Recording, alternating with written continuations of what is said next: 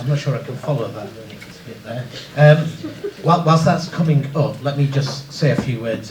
Thank you first for the invitation. I'm Asad Rehman, I'm Director at War on Want. We're a global anti-poverty human rights organisation, work on the root causes of poverty and injustice. I wanted to start by just, we also know Greta Thunberg now, but something she said when she spoke at the US Congress last week. She said, we need dreams. We cannot live without dreams, but there's a time and place for everything.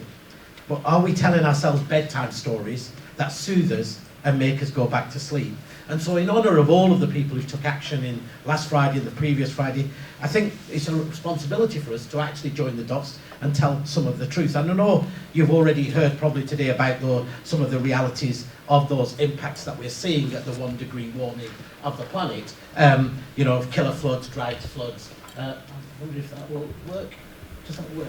Oh, yeah. Yeah. Technology works for me, brilliant.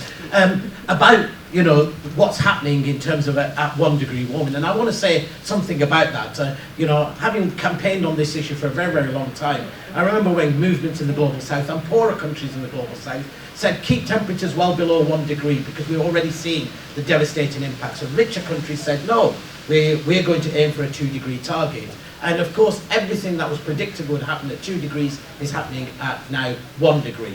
And so for poorer countries, the key priority, of course, is to keep temperatures well below 1.5. And you know the reality, because you can see how fast it's starting to speed up. This has not been a surprise for governments or policymakers. I mean, the idea that climate change was something that suddenly only people realised a year or 2 years ago, absolutely not. I mean, you can go back to the 1970s and see the evidence, the submissions made to governments, the beginning, of course, of the Climate Convention in 1992, and all of the 26 meetings that there have been of countries ever since in terms of the climate negotiations. And you don't need to be a climate scientist anymore. You all can just turn on your television. You know we have 1 million people on the brink of starvation in Mozambique, in Pakistan, where I'm originally from, and I can see some people here from Pakistan. We've had a heat wave of 53.5 degrees centigrade. This is a country where 4 out of 10 people face multiple dimensional poverty. India's 5th biggest city, Chennai, ran out of water this summer, where it's predicted that maybe up to 30 to 40% of the whole of the Indian subcontinent could be without access to fresh water. Bahamas is destroyed, Dominica destroyed. I mean, you can see absolutely everything that's happening at just 1 degree. And I think that's really, really important. But something that's really missing, of course, is in this conversation, is this conversation about one thing just about carbon itself, right? Now, we live in a hugely unequal world where you are determines your ability to be able to deal with the climate impacts. So the world we live in at the moment, half the world's population, 3.5 billion people, survive on about roughly $5. We've got over 3 billion people who don't have access to either electricity or clean cooking. We have 2 billion people who go hungry. We have 1 billion people who don't have access to water, right? Now, with this carbon budget, I thought it was always really interesting because it actually sets out much starker what the kind of carbon budget set out. Now, so the argument from climate justice groups and from groups and communities in the global south is this argument about 2050. And of course, that was plucked out from the IPCC report, but is absolutely manifestly unfair. And I think the Climate Change Committee recognises it. Don't look at equity or historical responsibility in its calculations, right? Now, when you start to look at that, I think we start talking about an urgency which is much bigger than and much faster than 2050. And of course, the negative emissions technologies, I always am very, very worried about that argument because, as I said, we don't have many of the technologies. They're not proven to scale at the moment. Now, that's great. We must invest in the research for those technologies. But should we be planning that those technologies will come on in time?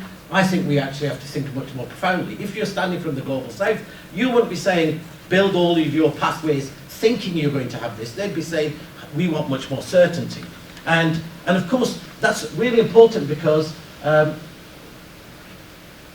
when you look at what the gigatons that are left, right, some people, and you've said if you're in Extinction Rebellion, you'll have heard this decade zero. We're in a decade zero where this will be the decade which will determine whether we breach the critical 1.5 degree guardrail. I wanted to say, actually, even that, as we can see from the climate modelling that we've seen since the IPCC's report, it's saying actually feedbacks are happening much faster, the sensitivities in terms of the modelling maybe weren't robust enough, and of course the IPCC report is agreed word for word by governments, right? So that's the most conservative reading of all the climate scientists. Now, more radical readings would say, well, actually, we've only got a 50-50 chance of preventing 1.5, and I'm sure none of you in this room would want to go home on a bus if there was a 50-50 chance of it crashing.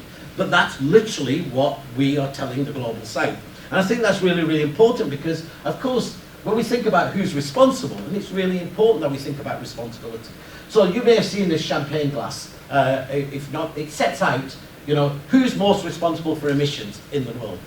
So at that top is the richest 10%. And of course, the richest 10% overwhelmingly are in rich countries, industrialized countries. Of course, there is now an elite in the global south, but overwhelmingly, they're that 10%.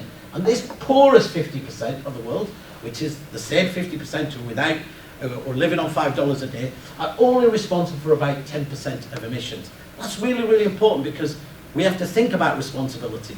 What's our responsibility, both as a country and therefore ultimately as Oxford? Oops, wait, Brendan, I've got the wrong way. Oh, have I got talk? Oh, my technology thing. Did I press the wrong one? Sorry. Have I play? Oh. Okay. There you go. And if you overlap that poverty, those emissions with poverty and inequality, something really interesting happens. The richest 10% in the world take about 52% of all the global income. The poorest 10% only take 8% of global income. That's every single year. The poorest 10% of people, their income increases by about 2 cents each and every year.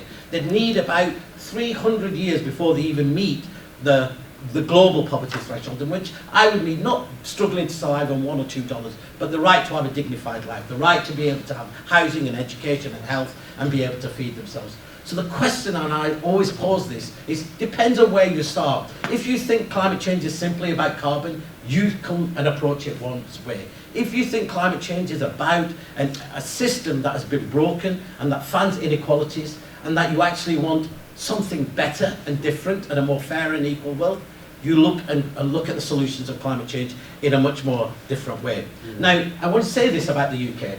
We're the 5th richest economy in the world. Right? There's a reason why we're the 5th richest economy in the world. It's not because people in Britain are blessed with some great ingenuity. It's because actually we were a pretty brutal and efficient engine of extracting resources from the rest of the world. We're in Oxford, you know, we know that, you know, slavery provided much of the financing for some of the great buildings that sit behind us, but it's not just slavery, and it's, there's a brilliant quote that in the 1770s when the investment in the British economy was about £4 million, 3.8 million pounds came from slavery, right? You can literally say that the investment in the English Industrial Revolution happened from slavery. And it's not just from slavery, from colonization.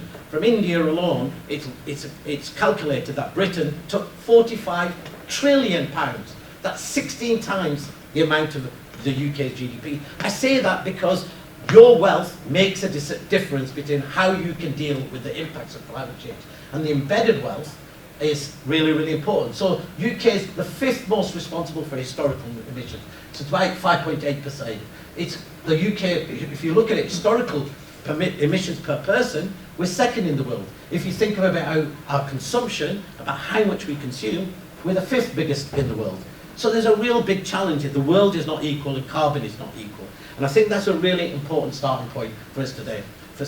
Now I want to just talk about how we move out of that. Now often we talk about it as in we can simply move from a fossil fuel economy to a new economy by using more different kinds of resources. So this is World Overshoot Day, right? It's when we consume the world's resources. Now it's estimated that sustainable use of the world's Earth's planet, of the Earth's resources, is about 50 billion tons per year. We reached that in year 2000. That my squiggly red dot, is when if everybody in the world lived like somebody in Britain, that's when the world would have consumed the Earth's resources. Now, it really makes a difference between where you live in about how much resources you consume. And that's, again, really, really important. And I'll tell you why that's really important, because it's estimated that the consumption of natural resources will have to rise by 70 billion metric tons per year between the year 2012 to 180 billion metric tons by the year 2050.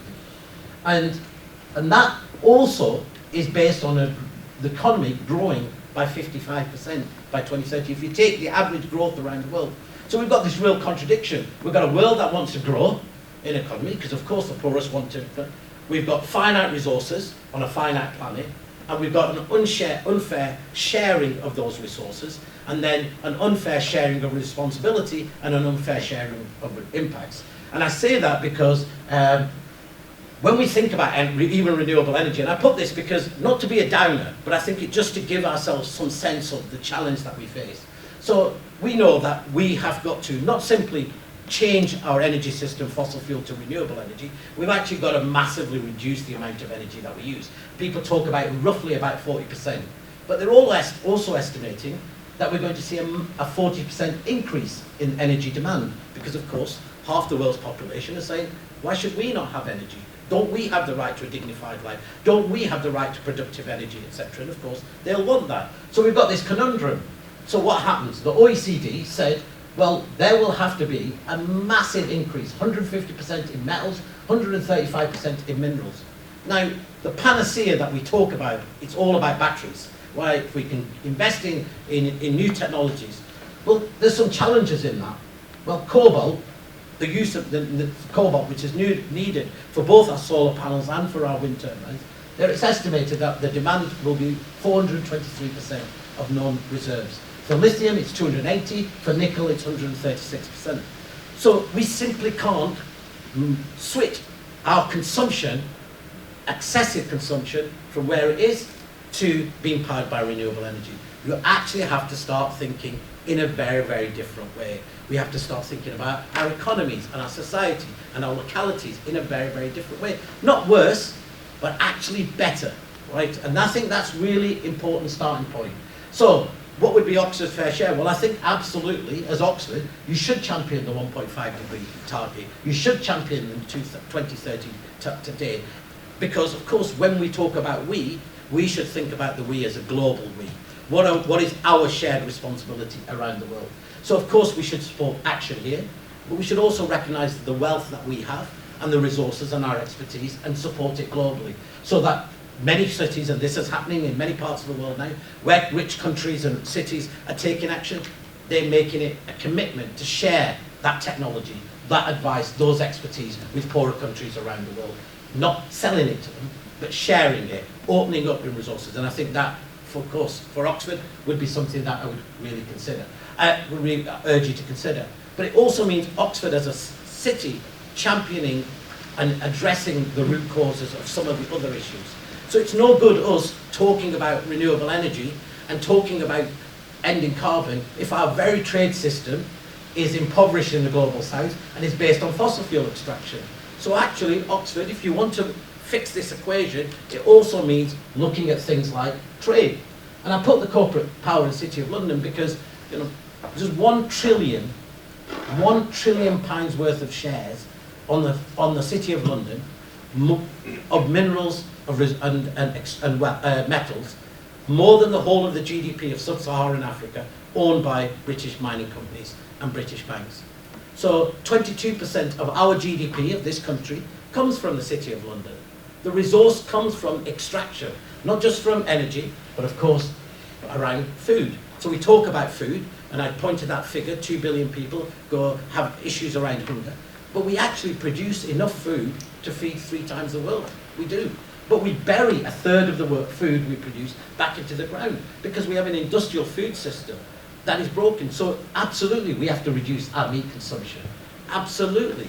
But we also have to fix the broken food system that impoverishes people in the global south and leaves people in this country using food banks. And that means more than just individual behaviour action. It means actually focusing on the systemic challenges that face us. Now, I put here land, water and global living wage because many of you probably looked at the Green New Deal and the conversation in the Green New Deal saying that what we do around climate change can't be built on the backs of the poor and working people in this country, and how do we ensure that social justice and we take everybody with us, and that's absolutely, absolutely true.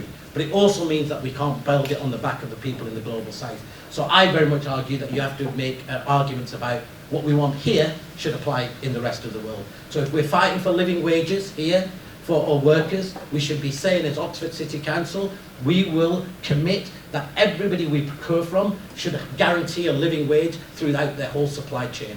We should commit to things like we will not work with corporations which are also responsible for emission reductions, for pollution around the rest of the world.